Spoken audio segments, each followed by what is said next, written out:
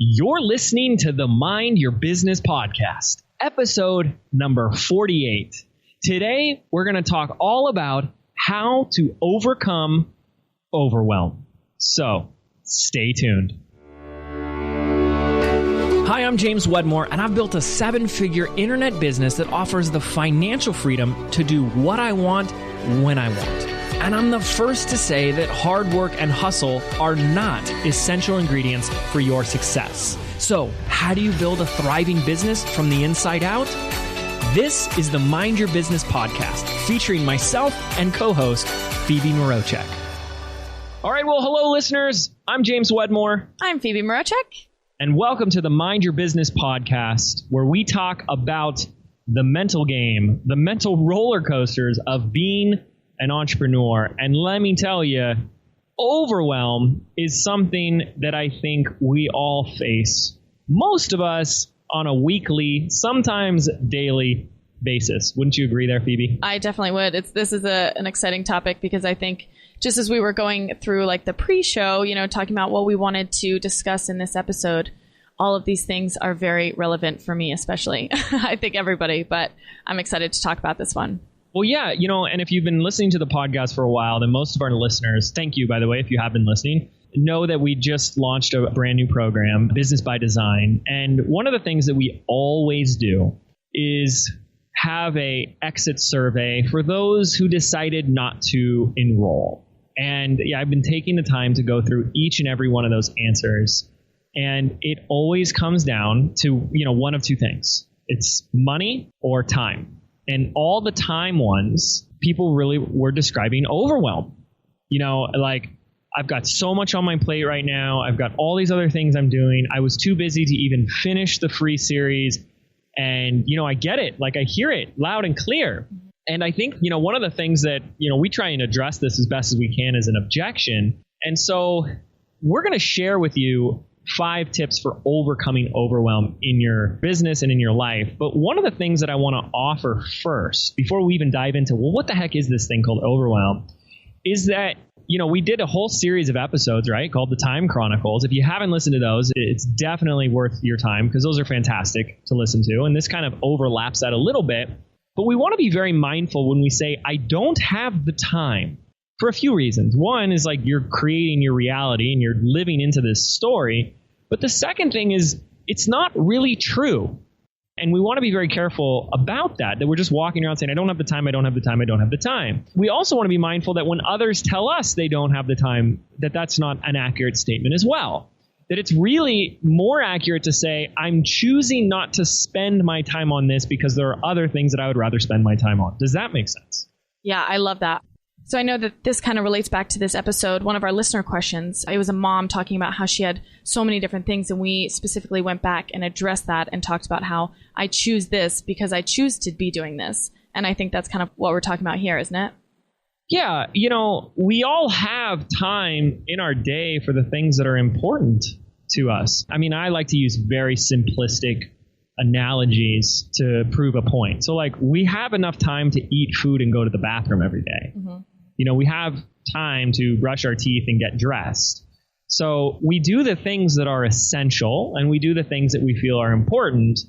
And, really that's all this comes down to is we all have the same amount of time in the day and we get to choose how we spend that time. Mm-hmm. And so, yeah, that was very fascinating. That was no surprise to me, but I see it more now than ever. Like it is a huge epidemic that everyone is saying, I don't have enough time. And what we want to offer here is that not to use that as an excuse not to do something, but as the very reason to do something about it. Mm-hmm.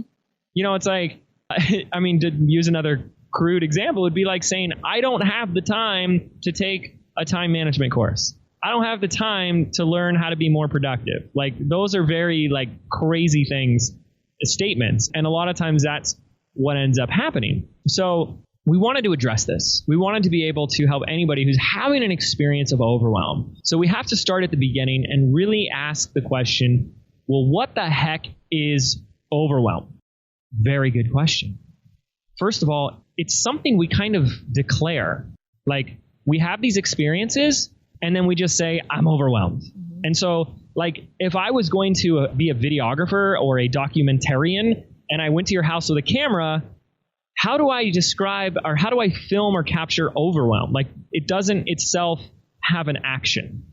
Does that make sense? You know what I mean? Yeah, definitely. Like I can't just be overwhelmed. Yeah. Right. And so that's always something I look to, which is like, what is something that is like something that happened, or what are actions that were taken, or what is the history of events that can be documented and seen and measured versus the interpretation we have about those.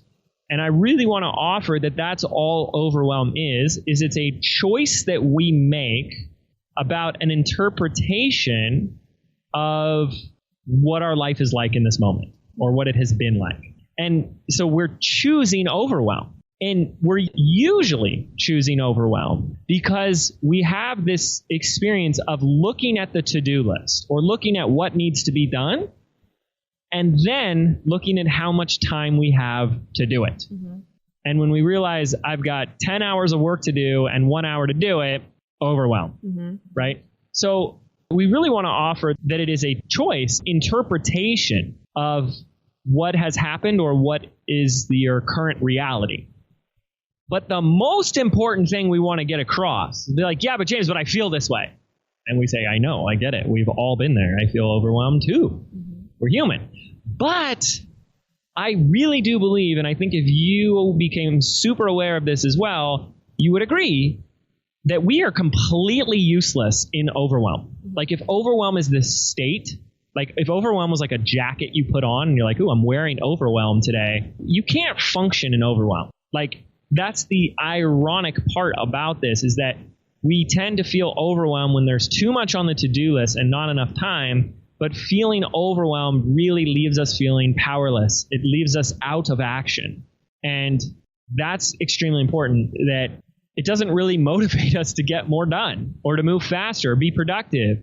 And so what we want to do is kind of give you a 5-step process for getting out of overwhelm, because staying in overwhelm does not get you out of it, right? Just being in it doesn't get you out of it.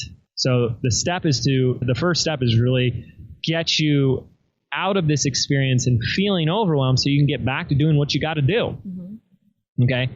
But when you're sitting in a place of just too much to do, not enough time, and you choose to feel overwhelmed, you really do feel powerless.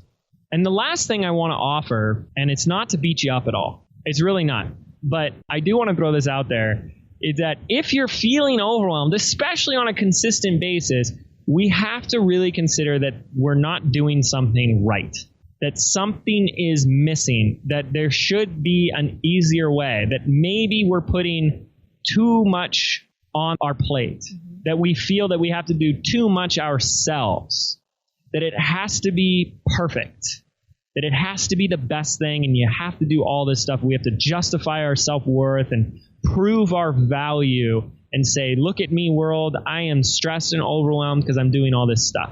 And if you always feel like you have to prove that you're worthy, you have to prove that you deserve it, you have to prove that you're a hard worker, you're going to be very, comfortable friends with overwhelm. Yep. You guys are going to be hanging out a lot, right? So we kind of want to get you out of there. And so one of the things I do, like we'll get to the 5 steps in a moment, but one of the things that I do, especially when we're doing projects, promotions, and launches, is we're always looking for what we call the minimum viable project or minimum viable promotion. What is the least amount of work that we have to do to have the biggest impact possible? So I think I've shared stories about this in the past on the podcast, but we've done entire launches with nothing but a few emails and a checkout page.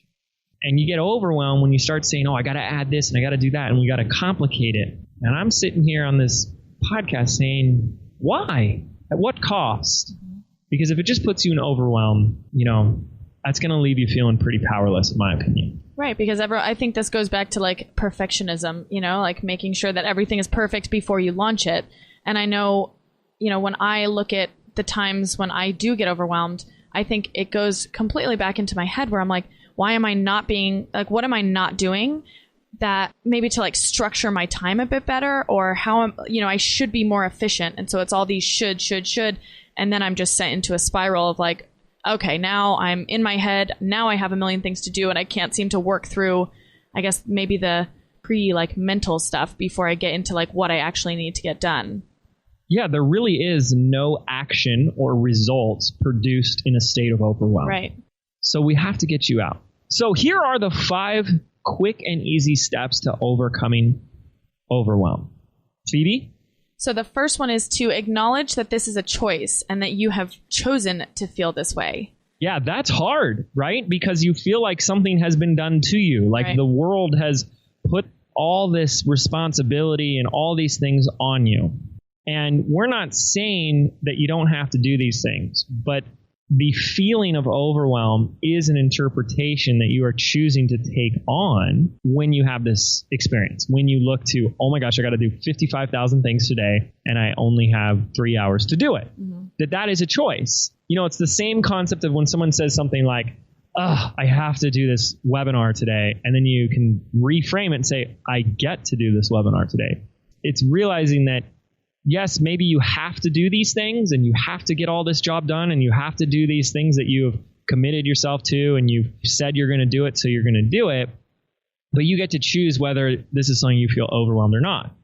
So this isn't about beating yourself up, making yourself wrong, but it is about acknowledging that this is a choice, that this isn't something that happened. Overwhelm isn't like this monster that comes in and latches itself onto you and says, haha, I've grabbed you. It's something we have to internally choose to experience and feel. And you can just simply accept that as a choice. That in this moment, I've chosen overwhelm. And I acknowledge that. I choose overwhelm.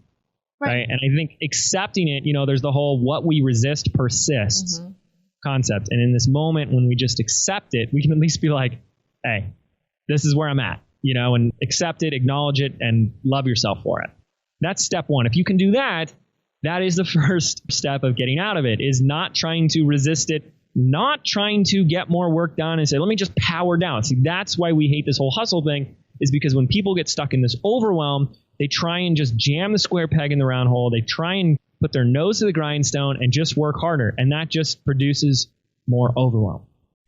Okay, and then step number 2 is to look at the time constraints. So is there any, wiggle room or a room for change? And I think this is a huge one because with time, it's you never have enough time. And I know we've talked about on a previous episode, the work that you have to do expands to the size that you allow it, the time frame that you give yourself for it. So I think for this one, just look at that. Is there any room? Is your deadline a self-imposed deadline that maybe, you could push out a couple days? Or, what is the absolute last time that you are able to have it done before? Yeah, I think if we start looking at the fact that we're probably feeling this way because we've told ourselves or someone's told us or we agreed to getting something done by a certain time. Mm-hmm. And you can start by saying, okay, is there room for change here? Can I push this out a little bit? Can I give myself an extra hour, an extra day, an extra week, or an extra month? Mm-hmm. Sometimes the answer is no, and that's okay. But sometimes the answer is yes. And I don't know about you, but when I can move something out in order to overcome overwhelm, I'm going to take that every time. Mm-hmm. Rome wasn't built in a day. Neither was your business. And sometimes people are just on this no, go, go, go. We got to get it out now, blah, blah, blah. Except they're running everything from stress and overwhelm the whole time. And I would rather just come back to having fun and enjoying what I do in my business. So if you want to have more stress in your life, put more deadlines on them. Now, I'm not knocking deadlines, especially as you build a team. You need to have deadlines. But if your whole life is run by these really tight time constraints and they're not realistic for you, then yeah, you're going to feel a lot of overwhelm a lot. So that's step 2. So step number 3 is to look at your to-do list. So this goes back to not just time now, but now we're actually looking at the action items that you need to do. And is there any room for change in those? Does everything need to be completed by whatever deadline or in the way that you feel kind of would make something perfect? Or does it actually need to be done by me? I think that's a big one because we always think that I can do it better than anyone else can. And, alleviating this feeling of overwhelm, can someone else do it and do a great job? Maybe not the way you would do it or, but just to alleviate some of that overwhelm, I think is something that I definitely struggle with in my own life. Yeah, I think what people do is they look at that to-do list, they feel overwhelmed, and they say, all right, let's put our nose to the grindstone and just start working and getting that done. And this is where we really want to say, just stop for a second and really ask, coming from a place of how valuable your time is, do I really need to be doing this? Does this really need to get done? Can I postpone it? Is this absolutely necessary? And when you say yes to something, it's fine to say yes, it's fine to say no. But if you say yes to something, the follow-up question then becomes, do I really need to be the person doing this? Even if it's 5 minutes, do I really need to be the person doing this? Because every time I feel overwhelmed, this is the step that begins to get me past it, is when I can say, okay, so-and-so can do this, so-and-so can do that, I can let go of this, I can delegate that. And you go, okay, I'm starting to feel better. Like I even just got an hour back of my life. Fantastic. So you have to be able to look at, we've not just put time constraints in our life, but we've also filled our day in our life with a bunch of to-do items. And you got to say, well, wait a second. I put these here. It's your life. I put those there, or I said yes to those. You know, can I do something about them, about either of those? So that's step 3. Yep. So step number 4 is to stand in the solution, the result, the outcome, whatever you're aiming to accomplish. And looking back, what are you committed to? What are you excited about? And I think when we went to step number 1, which is acknowledging that it's a choice, the thing that really pulls me out, you know, when James, you were talking about how you say, I get to do this. And it's like recommitting to what it is that you are creating in the world. And what gets you excited? Why are you doing this? And I think going back to that why is a really important part of this whole overwhelm, because then you can kind of see past it and you can see what that big picture is, as opposed to just staying in the tasks. It helps me to pull myself out when I'm looking at like the bigger picture.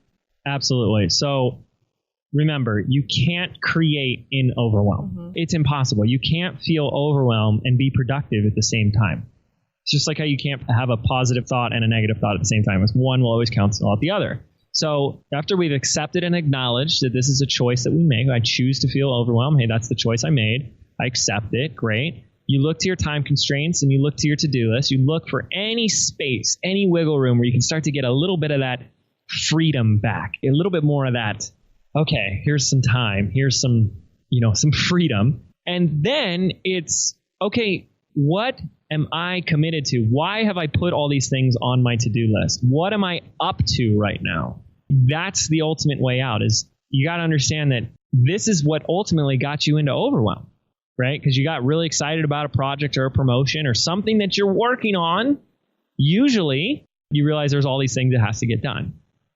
So if we stand in a place of, standing in the solution, standing in the outcome, like as it's done, like what you're excited about, what you're passionate about, we can move on to the final step.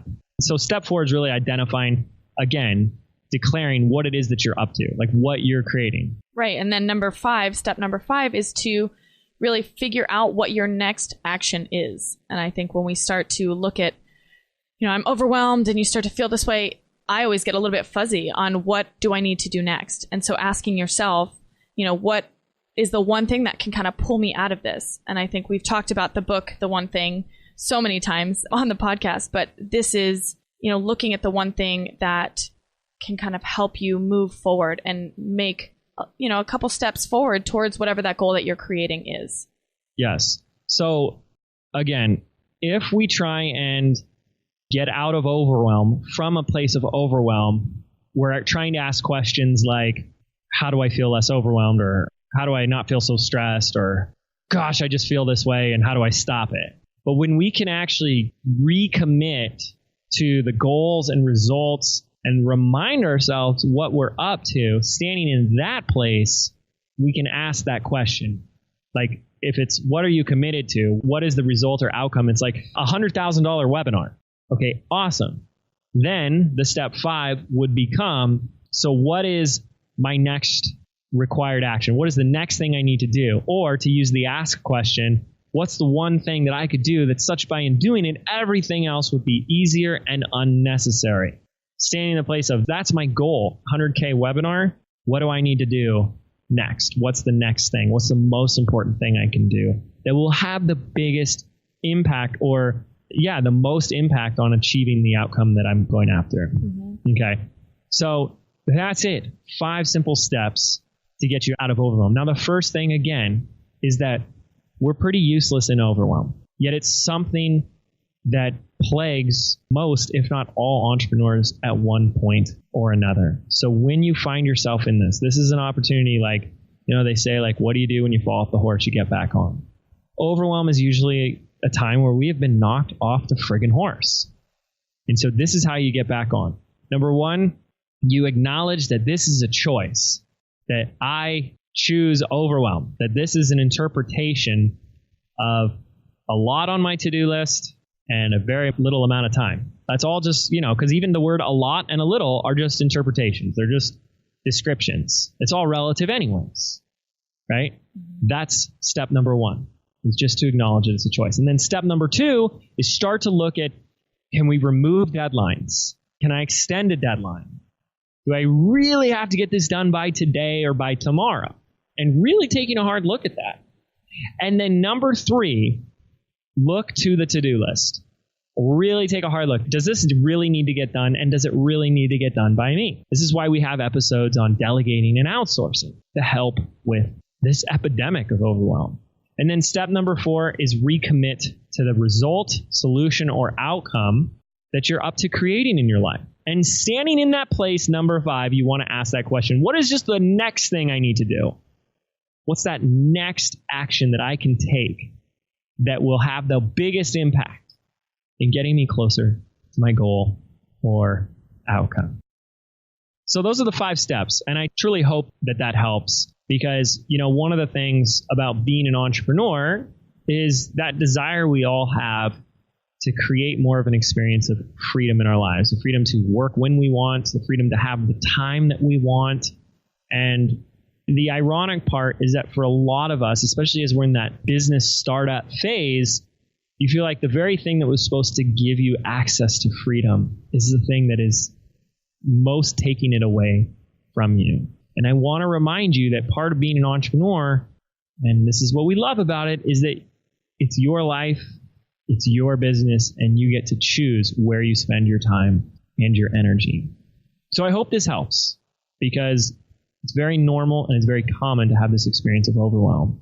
But we want to be able to give you just a little bit of that cutting edge, because we're all going to fall off the horse. And overwhelm is going to happen to the best of us. But it's our job to make sure, and it's your job to make sure, that you get back on the horse as soon as humanly possible, so you can get back into taking powerful action that progresses you towards the goals, the outcomes, and the business that you truly want to have. So I hope this helps. I want to thank everybody for listening to today's episode. I encourage you to take these 5 steps the next time you're feeling like you're stuck in overwhelm, so we can get you out and into action. And if you have a question that you would love to have answered by Phoebe and myself on the podcast, please head on over to mindyourbusinesspodcast.com and submit your listener question of the week. Every Thursday, Phoebe and I are taking phenomenal questions from our listeners, featuring our listener and answering them for you on the podcast. Thank you so much, and we'll see you next time on the Mind Your Business podcast. Take care. Are you frustrated that no matter how hard you hustle, no matter how much you get done in a day, you still feel like you have little results to show for it? Do you feel like you're doing everything right, but there's still something missing? Well, what if there was an easier way? What if your business could be fun, effortless, and profitable? Phoebe and I have put together a free audio MP3 for you, compiling the 77 business affirmations for creating success from the inside out. And we want to give it to you absolutely free. This is your chance to rewire your brain for bigger results in your life and your business. To get instant access absolutely free, simply visit 77affirmations.com. That's the number 77affirmations.com.